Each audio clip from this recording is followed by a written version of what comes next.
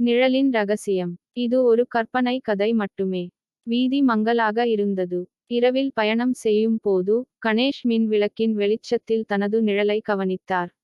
அதை பார்ப்பது தினசரி நிகழ்வுதான், ஆனால் இன்று அது கொஞ்சம் வேறுபட்டது. நிழல் அவர் போல இல்லை, அதில் ஒரு வித்தியாசம் இருந்தது.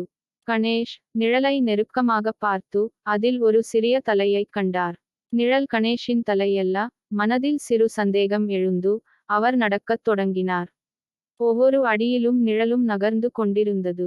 இரவில் வீதி வெறிச் சோட்டி இருந்தது. கணேஷ் தன்னுடைய அடிகளை ஒவ்வொன்றாக கவனித்து பார்த்தார்.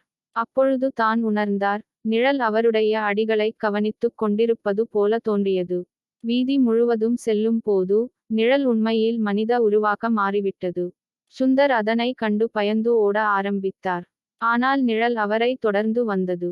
இறுதியாக அவர் வீட்டிற்குள் சென்றார். கதவைத் திறந்து உடனே உட்கார்ந்து மூச்சு விடினார். அதுவரை எதிர்பாராத ஒரு சப்தம் கேட்டது. கணேஷா, எங்கே போயிட்டா? என்னை மறந்துட்டியா என்றது குரல். கணேஷ் மெல்லிய சுருளாக திரும்பி பார்த்தார். அவர் நிழல் மனிதனாக காட்சியளித்தது. அது கணேஷின் பெயரைச் சொல்லி அழைக்க அவர் பயத்தில் நடுங்கினார். அந்த நிழல் சுந்தரின் குழந்தை பருவத்தில் மரணமடைந்த தோழனின் குரல். நான் இங்கே இருக்கிறேன், உன்னை விடவே இல்லை என்று கூறி நிழல் உள்வாங்கி மறைந்து போய்விட்டது.